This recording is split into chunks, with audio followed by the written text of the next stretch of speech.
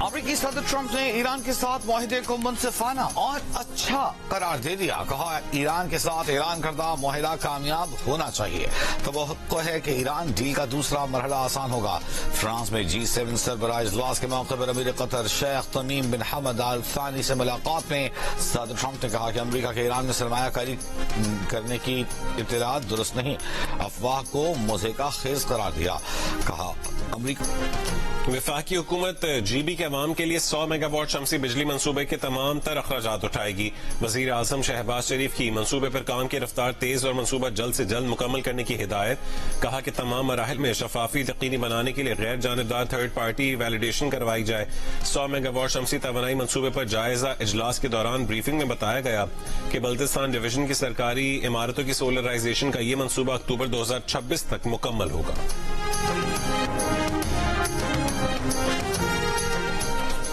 وزیر اعلیٰ پنجاب مریم نواز کی زیر صدارت صوبائی کابینہ کا 35واں اجلاس میں پنجاب کا نئے مالی سال کا بجٹ منظوری کے لیے پیش کیا جا رہا ہے. ذرائع کے مطابق بجٹ کا حجم تقریباً 5300 ارب روپے ہوگا. ترقیاتی کاموں کے لیے 800 ارب روپے مختص کرنے کی تجویز ہے.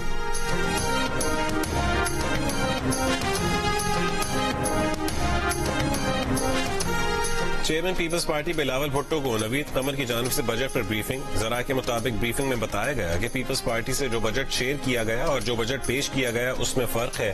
بلاول بھٹو نے بجٹ سے متعلق صورتحال واضح ہونے تک اپنا بجٹ خطاب مؤخر کر دیا.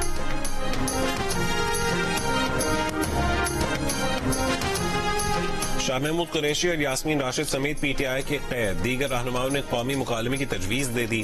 کہا کہ شہباز شریف چارٹر آف پاکستان پر قومی مکالمے کی بنیاد رکھیں. کوٹ لکھپت جیل میں قید پی ٹی آئی رہنماؤں شاہ محمود قریشی، یاسمین راشد، عمر سرفراز چیمہ اور میاں محمود الرشید کا وکیل رانا مدثر عمر کے ذریعے پیغام میں کہنا تھا کہ تمام سیاسی قوتیں اور ادارے آئین کی بالادستی پر متفق ہوں. آئینی بالادستی محض کتابوں تک محدود ہو تو مساقی معیشت بے معنی ہے.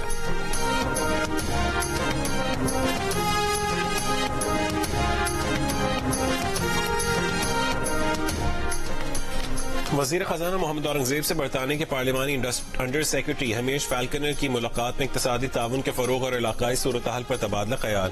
وزیر خزانہ نے برطانوی وفد کو حکومت کے اقتصادی اصلاحاتی ایجنڈے سے آگاہ کیا. کہا پاکستان اور برطانیہ نے پائیدار ترقی اور علاقائی استحکام کے لیے تعاون بڑھانے پر اتفاق کیا ہے. برطانوی وزیر نے اصلاحات کے تسلسل اور ادارہ جاتی مضبوطی کی اہمیت پر زور دیا. محمد اورنگزیب نے کہا کہ امریکہ اور ایران کے درمیان حالیہ مفاہمت سے علاقائی استحکام کے امکانات بہتر ہوئے ہیں.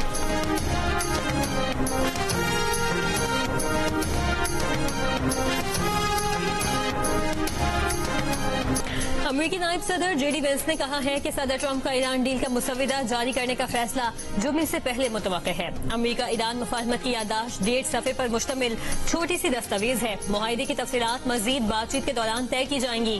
اس سے پہلے جے ڈی وینس نے بتایا تھا کہ ڈیل پر اتوار کو ڈیجیٹل دستخط کیے گئے. امریکہ کی طرف سے صدر ٹرمپ، نائب صدر جے ڈی وینس نے کیے. ایران کی طرف سے ڈیجیٹل دستخط ایرانی اسپیکر باقر کالیباف نے کیے. یہ بھی کہا کہ ایران کو $24 ارب کے منجمد اثاثے جاری کرنا مسودے میں شامل نہیں. ایران کو تعمیر نو کے لیے $300 ارب کچھ شرائط کے ساتھ مل سکتے ہیں. پیسے خلیجی اتحادی ملک دیں گے.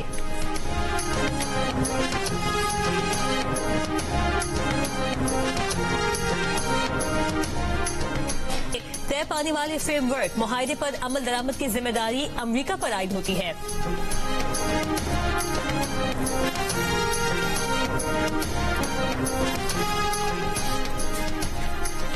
اسرائیلی وزیر اعظم نیتن یاہو کا ایران امریکہ ڈیل پر رد عمل. کہا کہ ٹرمپ اور وہ ساتھی ہیں، کبھی ہماری جدوجہد ابھی ختم نہیں ہوئی. اسرائیل میں رواں برس ہونے والے انتخابات میں حصہ لینے کا بھی اعلان، جیتنے کا دعویٰ بھی کر دیا.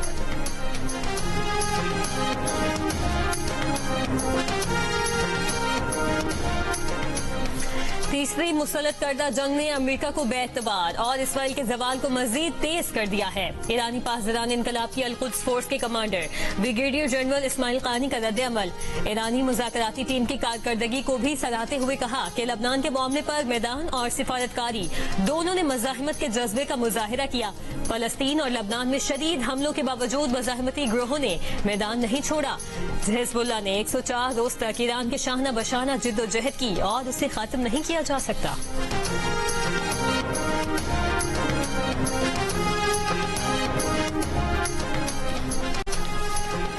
ترک صدر اردوان کا امریکہ ایران معاہدے کا خیر مقدم، کہا کہ ترکی کو بے حد خوشی ہے، امید ہے معاہدے سے خطے میں دیر پا امن و استحکام کا راستہ ہموار ہوگا۔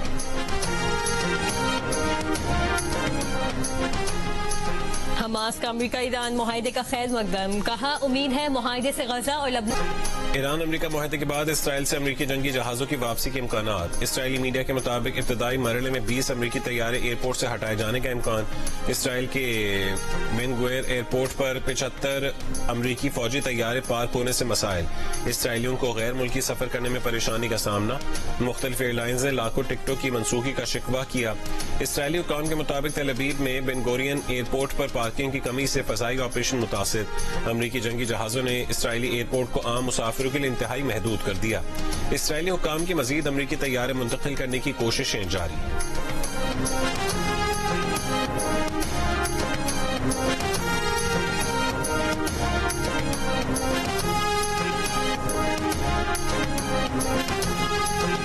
ایران امریکہ ڈیل کے بعد ایک اور اہم پیش رفت، ایرانی میڈیا کا کہنا ہے کہ ایران کے 3 آئل ٹینکرز اور 2 سامان بردار جہاز امریکی بحری ناکہ بندی سے گزر گئے، عالمی مارکیٹ میں خام تیل کی قیمتوں میں کمی کا رجحان، برینٹ کروڈ تقریباً $83 اور WTI $80.50 پر آ گیا۔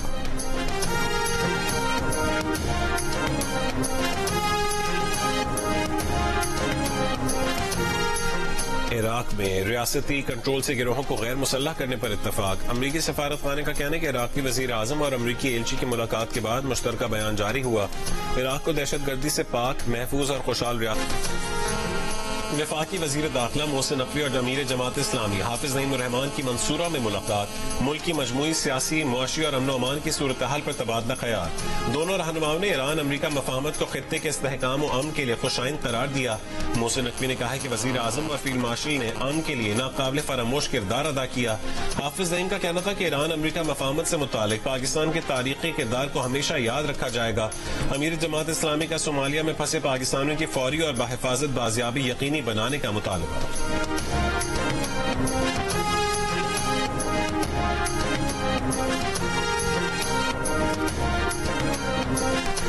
سرگودا، فیصل آباد اور چنیور سمیت پنجاب کے مختلف علاقوں میں آندھی اور بارش، محکمہ موسمیات کے مطابق ملک کے بیشتر علاقوں میں موسم گرم اور خشک رہنے کی توقع ہے، تاہم بالائی KPK، آزاد کشمیر اور ملحقہ پہاڑی علاقوں میں چند مقامات پر بارش کا امکان ہے۔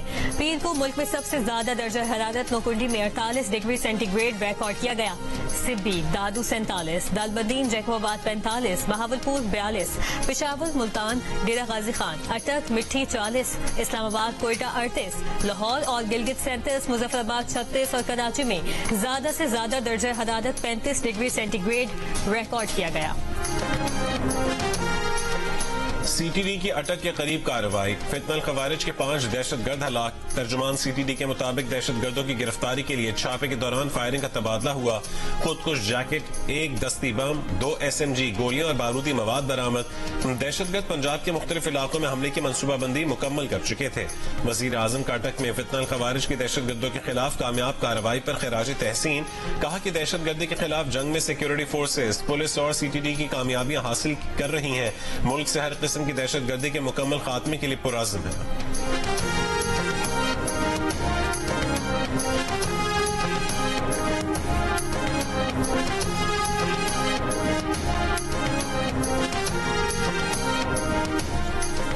مری کے قریب کوٹلی ستیا میں مبینہ بلیک میلنگ سے تنگ آ کر 16 سال کی لڑکی نے خود کو پیٹرول چھڑک کر آگ لگا لی، لڑکی کو تشویشناک حالت میں راولپنڈی منتقل کیا گیا جہاں وہ دم توڑ گئی، لڑکی کے گھر والوں کا ایک محلے دار پر ہراساں کرنے کا الزام، بھائی کی مدعیت میں پولیس نے مقدمہ درج کر لیا۔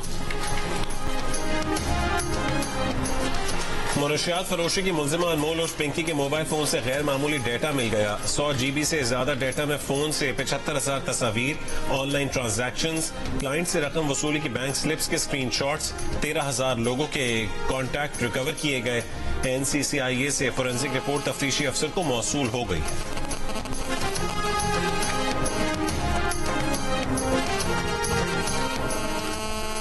کراچی کے یلو لائن BRT منصوبے میں مبینہ طور پر اربوں روپے کی کرپشن پر سابق پروجیکٹ ڈائریکٹر اور دیگر کے خلاف مقدمہ درج، مزید گرفتاریوں کا بھی امکان، محکمہ اینٹی کرپشن کے مطابق 8.5 ارب روپے کی غیر محفوظ مالی معاونت کا انکشاف ہوا، इंक्वायरी कमेटी ने मंसूबे में संगीन माली बेजाब्तगियों की निशानदही की। हुकूमत को 1 अरब रुपए से जायद का बिलवास्ता नुकसान और कॉन्ट्रैक्टर को फायदा पहुंचाया गया। येलो लाइन मंसूबा शदीद बद इंतजामी और माली बेजाब्तगियों का शिकार रहा है। 4 अफराद को फायरिंग करके कत्ल किया गया। लाशें खलीफा गुल नवाज टीचिंग अस्पताल मुंतकिल।